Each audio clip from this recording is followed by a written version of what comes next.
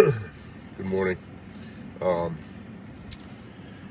Sunday morning, day with God. I mean, for me, every day is a day with God. In reality, um, spend I spend a fair amount of time talking with Him. So, you know, why we have this emphasis on Sunday being the day with God is beyond me, because God's in my life every day. Um, yes, again, feeling a little more spiritual since the passing of Charlie Kirk, and today is the day that he'll be laid to rest. And so, I pray for his family. Pray for strength for his family to see this through.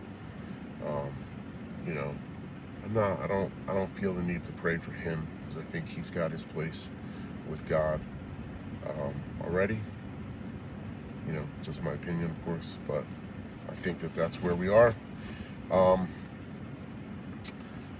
and I would like to, as a side note, I would like to personally thank John Fetterman, the senator from Pennsylvania, who I often disagree with politically, um, but he was bold enough and voiced his voiced his opinion that for there to be peace at today's ceremony for laying Charlie Kirk to rest. He's brave enough as a Democrat. I mean, just this week, 58 Democrats voted against the condemnation of the killing of Charlie Kirk. On what grounds, right? I don't want to get worked up over that. It's crazy though. But Fetterman wasn't one of those Democrats. And yesterday he released a statement saying give the people their time to mourn and their space. And I truly respect that. That we get that from him. And I guess he would have been another one that would have debated Charlie Kirk rather than try to end his life. And isn't that what this was all about? Excuse me. So with that said, and the passing of Charlie Kirk, and today being the memorial, the topic that I want to talk about briefly is the internet and our voices and our ability to talk to people. Actually, the thing that's scary in all this is that there's no more discomfort, like, especially in regards to the internet. There's no more discomfort. If somebody posts something that you don't like, or if you want to say something vile or nasty to somebody, you can do it via the internet. You can direct message them, you can text message them, you can email them, you can comment on their posts, on their X account, on their Facebook account, on their Instagram accounts, blah blah blah, whatever you want. TikTok, of course.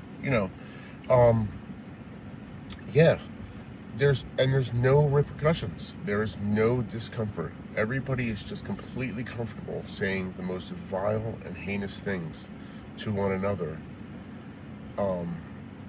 That that if all of this had to go down in person, we would never be at this level. We would never be at this level of hatred and animosity towards each other. There would never be this kind of divide. The internet has proven to further divide us as a people. I'm not even going to say as a nation, I'm going to say as a people, because I can literally log on to any of these social media platforms and say the worst possible thing on earth to somebody. And there is no repercussions. I mean, what are they going to do? Break up with me via the internet? Say they never want to speak to me again? Block me? You know what? I hate blocking people. Like, to me, that's the easy pussy way out of everything. I've never blocked somebody yet on my social media. You can think what you want about me. You could say what you want about me.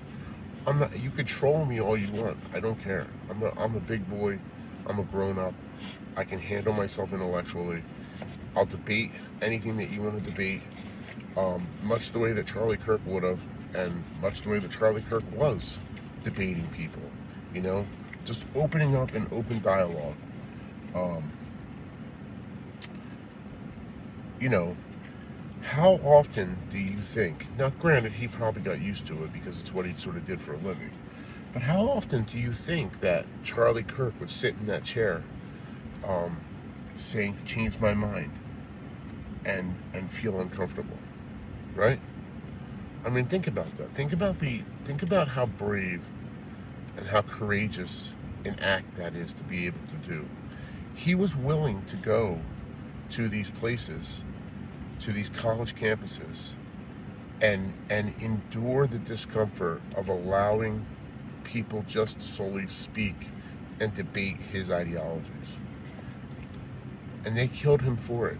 And they killed him for it because they themselves can't handle the discomfort. They can't handle the discomfort of even hearing the things or the opinions of a Charlie Kirk. And then they decided that he needed to be silenced for this.